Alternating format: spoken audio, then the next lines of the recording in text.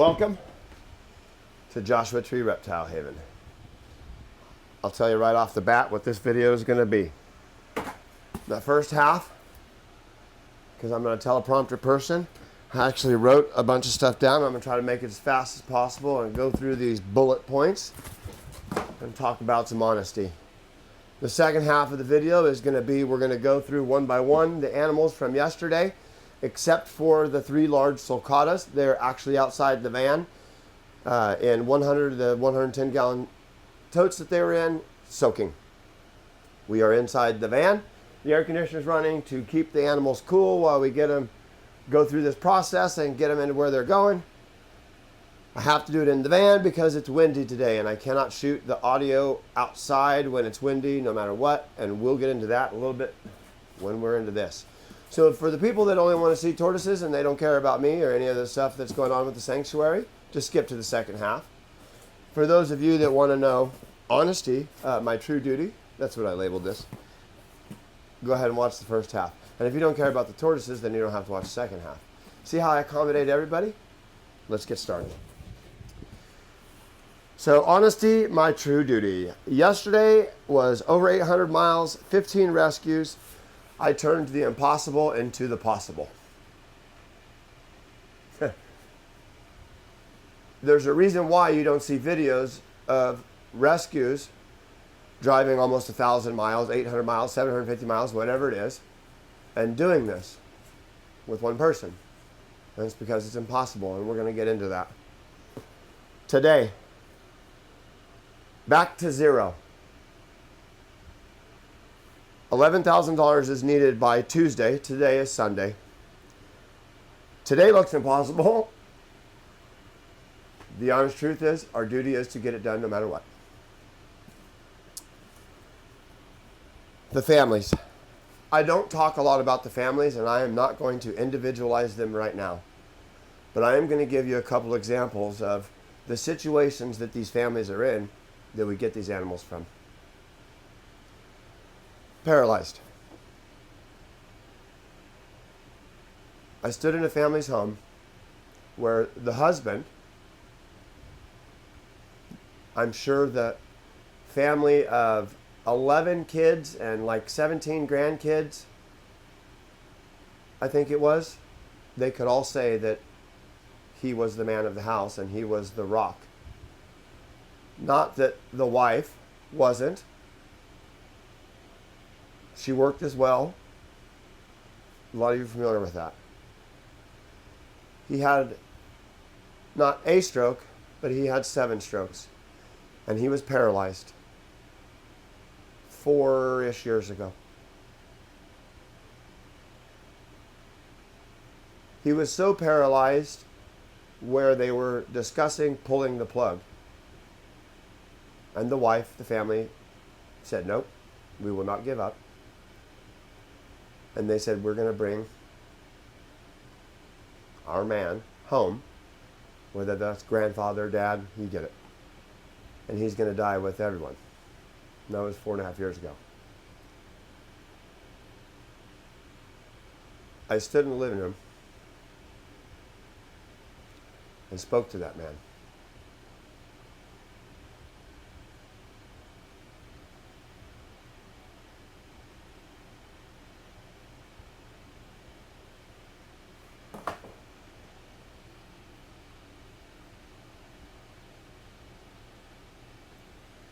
Now he's paralyzed.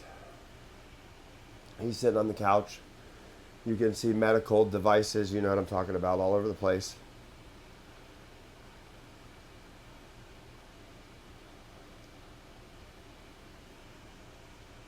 He was no different than most of these animals. Not these particularly, but the ones that we have here. Well, it's just easier if we just euthanize them. We actually had somebody call animal control on us, remember, and say that we should have just euthanized Mango and Ted. Which Mango, unfortunately, ended up not making it. But Ted, we're going to get to that. So I spoke to this man in his living room. For those of you that don't know, have a pacemaker, as well as strokes. They think. But that's besides the point. We're talking about the families. I was in another family's yard, and the husband in his early 50s had Alzheimer's. Alzheimer's to the point of where he didn't remember who the people around him were. This man wasn't 95 years old. He wasn't 75. He wasn't 65.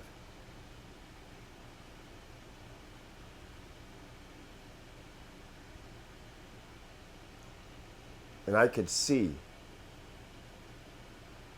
in his wife, without her saying anything, that she was broken.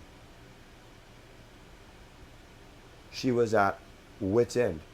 Because, of course, as we all know in the audience, it is very hard to get support from anyone, basically. I don't mean that as a private. I'm talking about government, Medi-Cal, insurance, corporations, however you want to look at it. And so they didn't qualify for anything, and they had to do it their own and tough it out. Without her even saying anything, I could tell that she was going through it. Now, for these two families, the least I could do was say, hey, I'll show up and take this off your plate.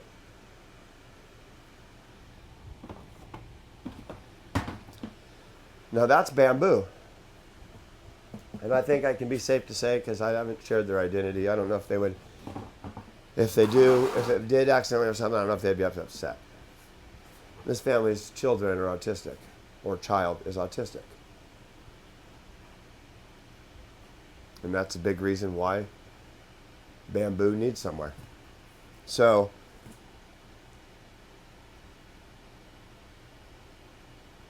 there's a couple points there. It's not just the urgency that the animal is, oh, his leg's bleeding, he needs to go to the vet. In some cases, these families are literally bleeding emotionally, physically, financially, and this is just one less thing to have to worry about, because they all do love the animals. Let's talk about Lucy. She's outside soaking right now. Happy, stretched out. In the video about her, I said he opened up his door, he found her on the doorstep. There's a trail nearby. I would bet good money that somebody dumped her. He only had her 2 years. He loved her so much that he wrote a book. And actually, oh, here, let's, oh, there's that, and, oh, there we go. You can see how planned I am here. We're going to get into this in just a minute. Okay, I'm pretty okay with, I guess I can share his last name. But this is the book. When he played his dusty old harmonica, she closed her eyes like she was listening to the sweetest tune in the world. And there's an image of an old man with white hair and a tortoise.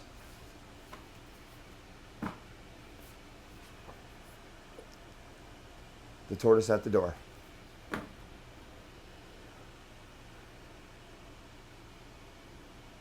Coffee cups.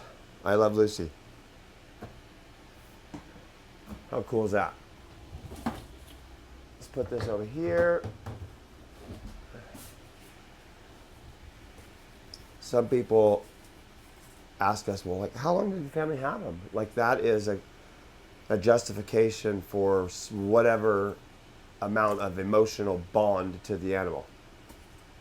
I think that shows you that it's different.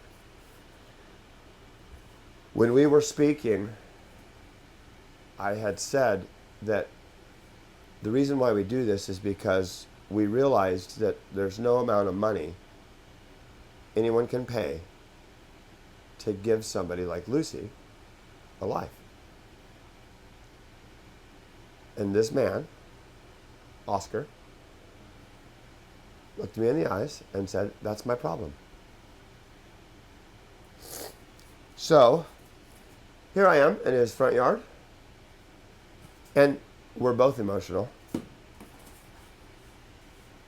Solving that problem. Now, yes, it is for Lucy. But it's not just Lucy. And I do want to say, I felt terrible because I was getting Lucy out of her house, and I had to crawl in her house to get her, and I saw through the sliding glass window, and I could see the wife standing inside there, very upset. And I never spoke with her, and I can understand. It's hard, very hard. And that brings me to my point.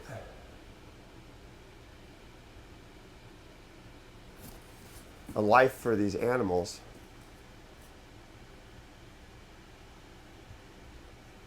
can't be bought. It has to be given.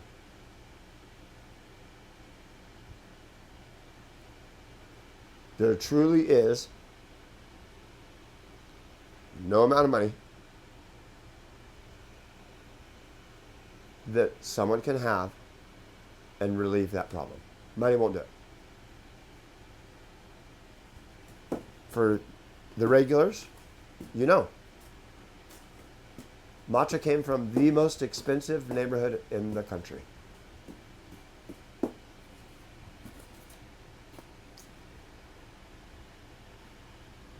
Which is my next point. What we give. We don't give somewhere to live. We give someone to live with. Two different things. My flashlight. Make sure my flashlight wasn't on up there. I forgot to charge it last night. We're going to need it so we can show it on the animals. See where I'm going? I got all kinds of things going on here. Okay. Again, why exposure matters. Our viewers are burnout. I know this. Our viewers have raised tens of thousands of dollars this year. We have to find new people. Now, follow me here before that sounds mean or rude. What you guys in the community have done is we're only getting exposed to 4,000 people in a video, and look what you guys have done. You've raised tens of thousands of dollars. Look at the lives you've changed. Look at the lives you've saved. I had to go to the vet yesterday in Calabasas, and we'll probably end up talking about it. And I was out of gas, diesel. Calabasas is expensive. I didn't want to go to the fuel station there, but I had to. But I had families that I met with 9 families yesterday. So I had to get on the freeway and get going as fast as possible. Now, I had already been on the road for 5 hours.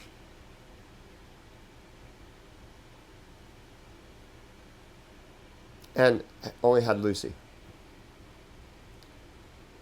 So I went into a fuel station. I thought it was going to be expensive. I thought it was expensive, but come to find out it wasn't. It was actually what I paid everywhere else. So I only put $50 in. $50. That's how much diesel it took for me to get from Calabasas to Oceanside.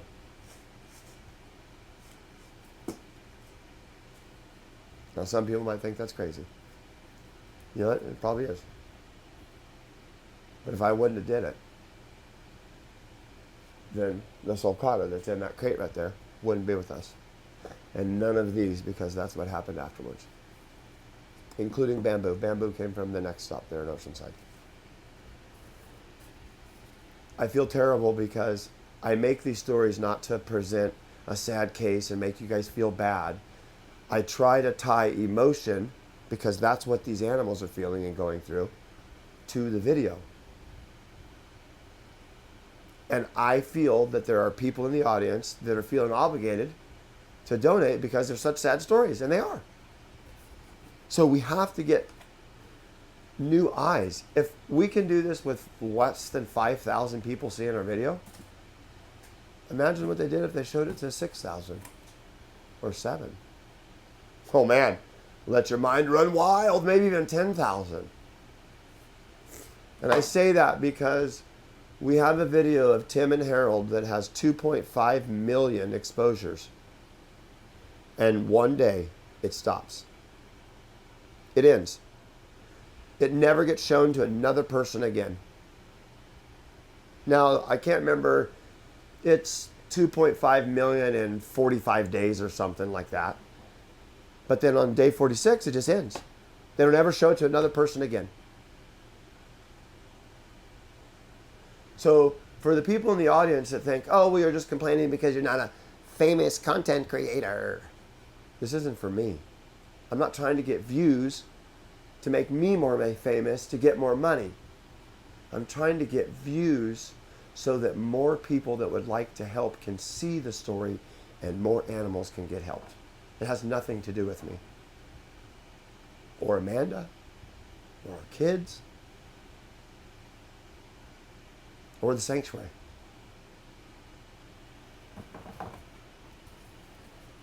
So I feel terrible. I feel like our viewers are burnt out. And I'll give you an example. Today is Sunday. Tuesday, Tia goes for her bladder stone. Someone donated $5,000, an anonymous donor. And we try to respect that anonymity and don't divulge into it and find out who it is or none of that stuff if it's not shown to us. We had an anonymous donor for Sherman, you remember. That was the largest bladder stone that our vet had ever removed from any tortoise, let alone a just small 10-pound desert tortoise, since he does large tortoises too. Karma, anonymous donor.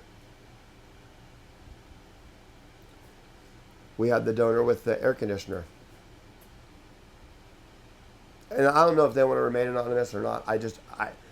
I'm so worried about saying somebody's name that didn't want their name said. So that's why I keep saying that. Which Amanda was telling me there was some contact from that donor. But to shorten it here, I think our viewers are burnt out. And I'm just trying to get exposure, which YouTube has already done.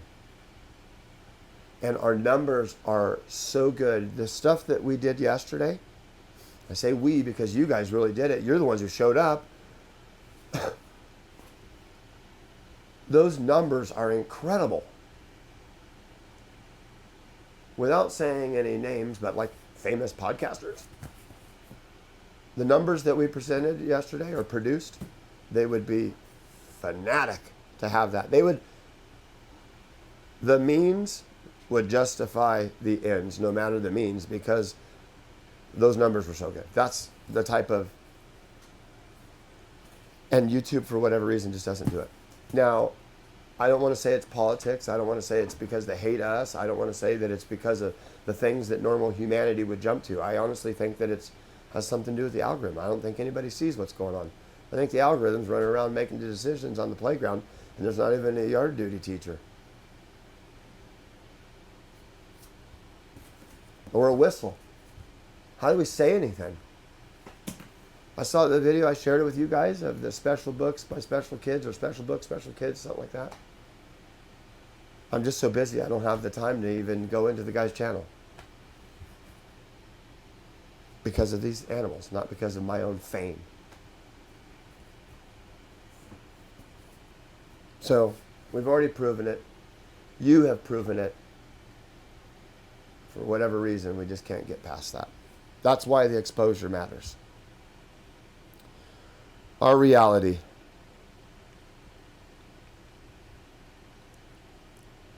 Yesterday, you guys saw me in sugar. That's because our reality is Amanda was here all day long with the contractor, working all day long in the heat outside. Now, Amanda doesn't do the filming and stuff. I don't do the taxes. So our reality is you see me a lot, but I'm not just the only one. Yesterday, we met with 9 families and rescued 15 animals. How did we do it? Well, if I showed up to take your sick cat, your sick dog, or your sick tortoise or turtle, and I told you, you know what, ma'am, sir, I am so sorry, but I have 8 other families that I have to meet. I have 7 other families that I have to meet.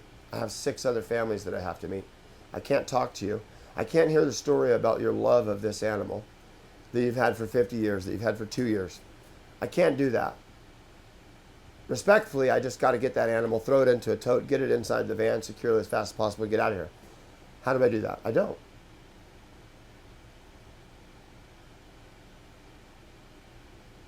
So now how do you meet 9 families and respectfully treat them with what they deserve? Because they are the ones who have taken care of these animals. They're the ones who have given the animals to us. Yes, there are some viewers that ask, well, how come they don't meet you? Sometimes it's just not safe for the families, and it's not because of size. Like somebody commented in a video about they didn't have an air conditioner for 10 years. Somebody talked about it being hot. How do you take a turtle? How do you drive a turtle an hour and a half, 2 hours in LA, San Diego, whatever? Yesterday I was stuck in traffic where the freeway meets the ocean there. I was stuck. It took me 47 minutes to go to 12 miles to get to Harbor Drive, and 7 of those miles I turned the rescue lights on and drove on the shoulder. And the reason why I did that was not because I'm some cool guy and I just wanted to do something that was in a gray area of the law. I did it because I was running out of diesel running the air conditioner, because the turbo was not running, because I was sitting in traffic, and I consumed all of my fuel sitting there in one spot, not moving. Trying to keep the animals cool, running the inverter and the fan, which something happened and the fan burned out. Or it doesn't work.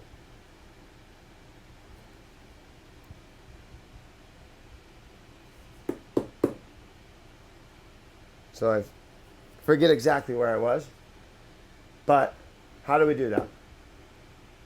Well, if a family had the animal and that happened, and they don't have an air conditioner, how do we justify, well, you know what, Bamboo or Big Mama, or one of the other ones I got, just got overheated and died. So a lot of the times it's just easiest for the animal, not anything else, if I go with the van and pick it up. A lot of you ask why I carry Karma and large tortoises. 4 people can't carry a tortoise through a door. When we first started with the vet team, they were adamant that, you guys remember one of the very first videos that shows them loading Karma in the van with the sheet. They can't do it.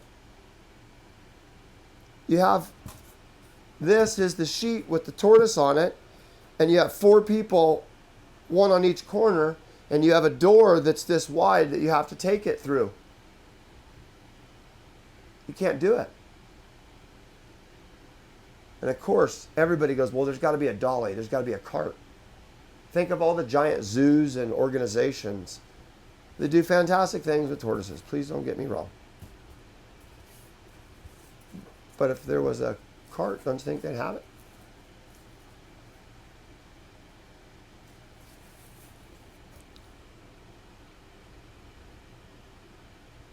So, in a lot of ways, safest. We've had a family bring us 3 tortoises in the back of a pickup truck, and I was like, no, please. I'll come get them. No. You can follow me if you want to see the place. Don't worry. No. They got here and they had covered up the back of the truck bed with a piece of plastic and drove from Southern California here in the middle of the day. The tortoises are lucky to be alive.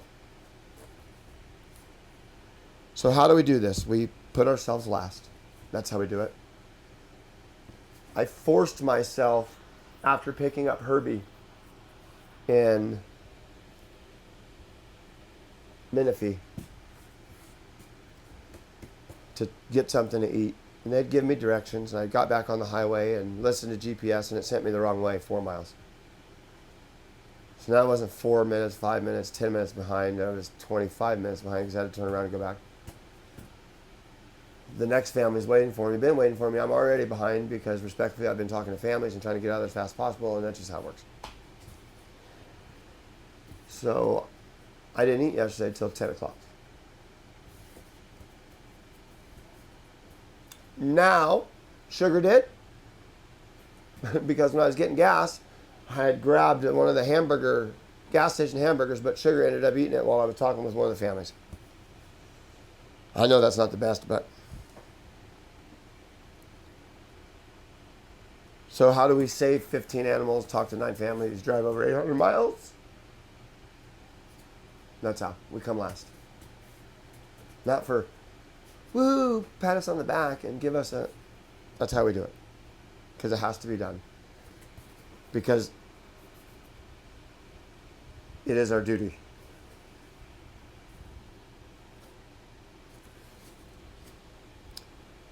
Work until we can't.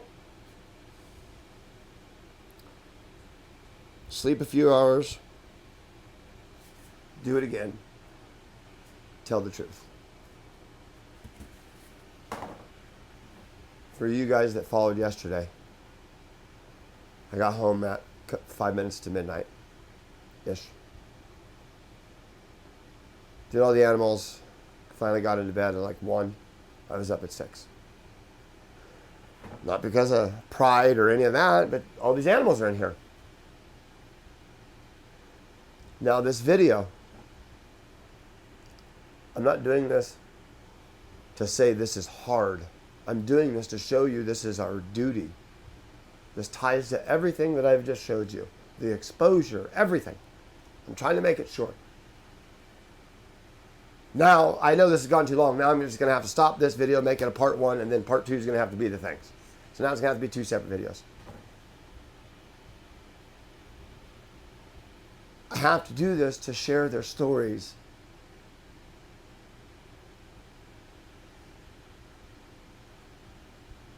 To get them the help they need. Whether it's someone to live with, medical, housing, transportation, blah, blah, blah, blah, blah. Someone put in a comment, well, you brought them all here, you don't have a choice, you have to be there. Yeah, that is the exact point. And this is part of it, the filming.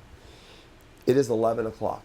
It has taken me 5 hours now to wake up this morning, get a cup of coffee, check on all the animals, wash them off, get them out in the soak, get the shade on it, make sure that we don't have anything going on. Help Amanda. She's doing everything by herself right now. Nobody else is here. Like, this is reality. And this is every single day. So this turtle who is looking at me all stretched out happy doesn't care that I didn't get to go to bed till 1 o'clock. He wants to know where the hell's my fresh water and food. And we chose to do this. It is our duty. I'm going to end this so that I can do the other video with the animals. Sorry, that's just the way it goes. Which is frustrating. My knees are killing me. Ow. I'll say real quick so I don't do it in this video, and I'll add the B-roll. And I don't know if I'll get in trouble for showing it. We did a film shoot where Salt, the pig, got sick, so Amanda couldn't go because Salt was throwing up, and that's really bad for pigs. So me and the kids had to do it, and I'm going to show the B-roll things. You'll see in these pictures that we had a couple tortoises, and there was 3 of us to do that in a car. For the scenes that you see, there was literally hundreds of people. And that was just on site. A half a mile away, there was a trailer that had to be completely run. Somebody had to rent it. Somebody had to stock it with food. There had to be a caterer there. There had to be outside, on-site bathrooms because you couldn't walk through the middle of the desert because of OSHA and all this. Like, okay, so you're getting the idea. Audio, video, lighting. A person to control the person that controls the person that makes sure the supervisors are doing what they're supposed to be doing because they're controlling persons. Like, literally.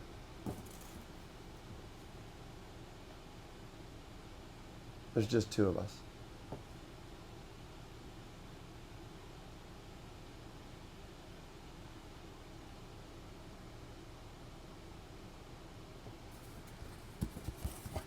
Someone put in a comment, I'd love to see the footage from yesterday. Can't wait to see the video. Well, I'll tell you right now, there's not going to be a video.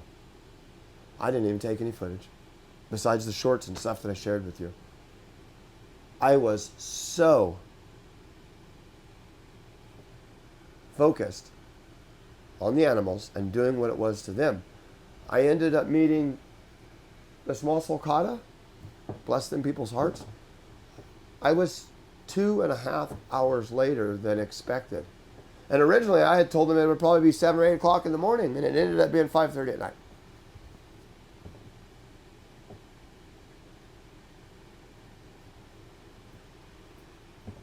So to the people that complain in the videos like, oh, you're distracted driving. Yesterday I literally took the place of hundreds of people. Navigator, scheduler, secretary.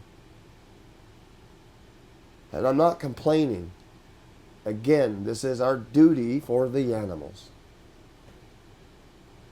But I just thought that that would highlight, and so I don't know if I'll get in trouble for using the pictures I got, because these were just family pictures. But I thought it would highlight really well what it is that we're actually doing. And that's just one part of it. The video part. There's the animal part, which we're going to go over next. We are literally doing what you see hundreds and hundreds of other people do as far as like a zoo and stuff like that. We're doing it. You, this small, tiny community that YouTube is allowing to watch these videos, is doing that. Because we are the caretakers.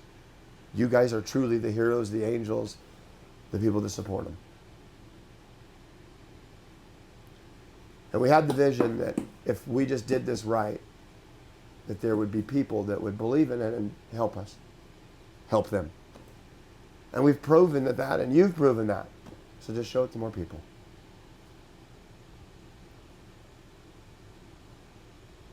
You go to your local zoo and there's a landscaper. There's a maintenance guy. There's a scheduler. There's a scheduler. There's an answering machine. We're all of those.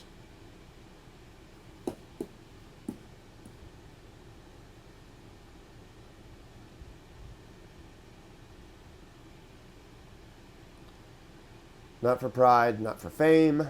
Some people get it wrong. And they say, oh, you always think you're right. Do you honestly think that we would be able to do what we've done for all these animals if we weren't confident? Excuse the term, but if I was some soy boy, do you think that I would be able to physically do what it is I do? Let alone mentally? One of my most favorite sayings is, the West was not won on salad. Not that there's nothing against salad, but it just doesn't have what it takes to get the job done. Please, it's a saying. I'm not putting down American Indians or any of that, and I'm not even getting into any of that. Thank you, everyone.